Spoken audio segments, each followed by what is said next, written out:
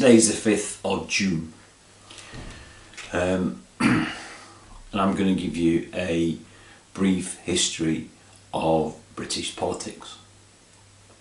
So if we start with 1066, William the Conqueror comes over. We have a king thing going on. We have a king thing, a baron thing, a knight thing, and a scumbag thing called the feudal system. And fundamentally the king was in charge. He told people what to do, they did it. Right. 1265, Simon de Montfort says, "Oi! Enough of this, we need a place to speak." And so he called a parlement, which is French for a place where you speak.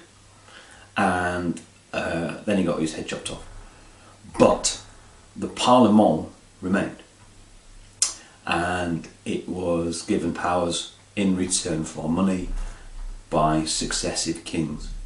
Edward I, Henry VII, so on. Anyway, in the 17th century, Parliament thought that actually it should have more power than the king, and it chopped its head off, Charles I, and then it asked William of Orange to chase off James II, which he did, and then he gave Parliament even more power. And then when Anne died, Parliament got even more power when they asked a German fella to come and be king, on the basis that he was like 65th in line to the throne or something, but he was German, so they had even more power, and so on. So by the time we get to the 19th century, Queen Victoria, very long reigning monarch, but like our own, we have what was basically a constitutional monarchy.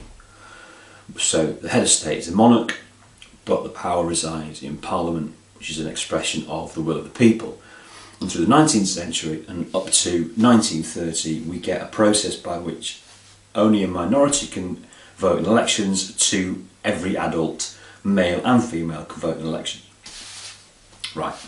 Now, going back to the Middle Ages, people were looked after by family members and those immediately above them in the pecking order of the feudal system. So we get this idea of noblesse oblige, so that people who are a bit further up the ladder have a responsibility to look after the people below them if they get into bother. And that looking after can take various guises and so on. We then get this augmented at the end of the 16th century by something called the Poor Law. And the Poor Law said that the parish would have to collect money to pay for people who couldn't work.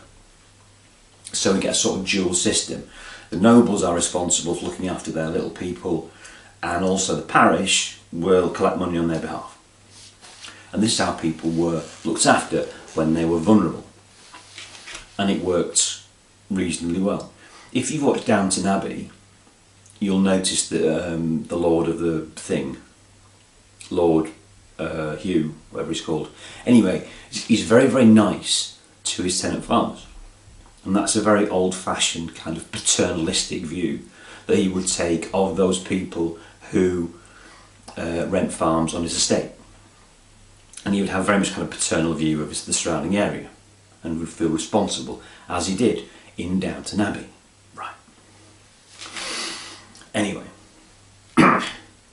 that kind of noblesse oblige started to die out through the course of the Industrial Revolution in the 19th century, and we get loads of people who make lots of money through factories who didn't come from the tradition of noblesse oblige, because they made their money by their own skills, if you like, because they were good at making cotton or woolen fabric or whatever, engineering. So the 20th century, what we get is the government putting together a system of support for the vulnerable through national insurance, through acts of parliament, public health acts, education acts, and of course the NHS, so that we have a structure in place by the period following the Second World War where the vulnerable in our society are protected against the worst ravages of fate by government institutions, such as the NHS. Now, what really killed noblesse oblige was Margaret Thatcher. You might say she destroyed the power of the unions, and she talked to Gorbachev, and she, did things with Ronald Reagan and whatnot. Anyway, one of the things she did was she made being selfish acceptable. It was all right to be, as she put it, aspirational, which is fine. If you have an aspiration to get wealthier and to work hard and so on, nothing wrong with that. But it sort of came out as be aspirational and bugger everybody else. And the Conservative Party from that time has very much subscribed to that view of our society. So we get to 2010, David Cameron, who comes in during a financial crisis where he needs to cut the deficit. Quite why he needs to cut the deficit, nobody quite knows, but he thinks he does.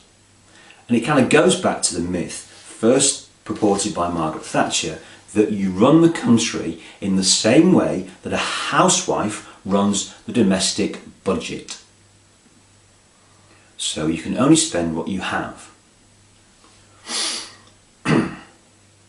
Which economists will tell you is a right load of old bollocks, because government debt is not the same as running a household.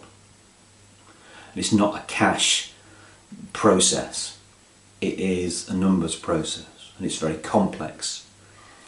And governments have debt, all governments have debt, and the aim with debt is not to pay them off, but to service them. So to say we're going to pass on debt to our children is true, we will. But they won't have to pay it off. They'll just service it and they'll pass it down. And the debt will grow and get smaller and grow and get smaller and so on. It doesn't get paid off because it's not really a real debt. And this is the problem. So when Cameron comes in and says we had to cut, we cannot pass on this debt to our children. What he really means is, here's my opportunity to dismantle the welfare state and privatise everything. I can break the power of the local councils by cutting their funding, and what I will ensure is that the Tories remain in power from now until eternity. So we have had 7 years of Tory austerity that's been hanged on the peg of debt crisis, which there really isn't. So, what do we have? We have a Tory government, probably the most right-wing in our history, who are out to dismantle the welfare state because they don't believe in it from an ideological point of view. We have a Prime Minister who will say nothing about anything because what she wants when she wins the election is a free hand so that the right-wing Tories who control her can do what they like, which is mostly pandering to big business and destroying the rights of workers and dismantling our welfare state.